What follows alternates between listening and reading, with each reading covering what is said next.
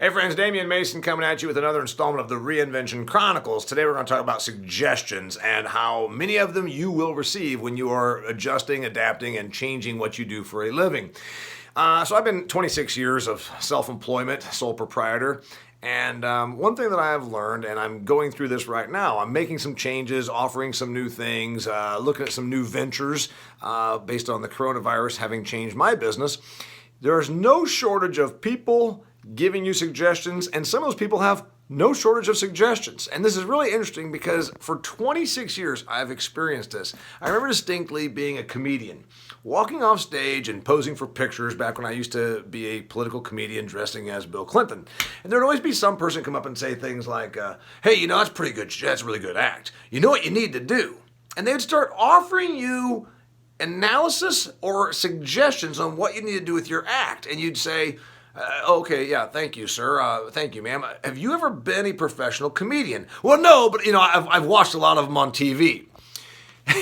So the point, of course, is there's these people that feel compelled to give you suggestions. And you think, would you go to an accountant and offer you suggestions on how they would handle your ledgers? Would you go to a doctor and suggest better how they perform surgery? But yet, when you're a small business person, everybody and their sister thinks that they are entitled to give you suggestions. You're probably going through this right now if you're doing some adapting and changing with your career, your business, because right now, everybody's an expert. And these people won't actually be successful at these suggestions that they're offering to you because they've never done them. So my suggestion to you is to not take advice from someone who has not done what you intend to do, because some of the suggestions are downright outlandish. Back in my political comedy days, it wasn't uncommon that someone would come up and tell me something they thought was amazing career advice. Hey, you're really funny. You know what you need to do? You need to get on Saturday Night Live. Holy shit! I never thought of that! Thanks for that advice, that suggestion that I get on Saturday Night Live. I'm going to call Lauren Michaels as soon as I get back to my hotel room and line that up.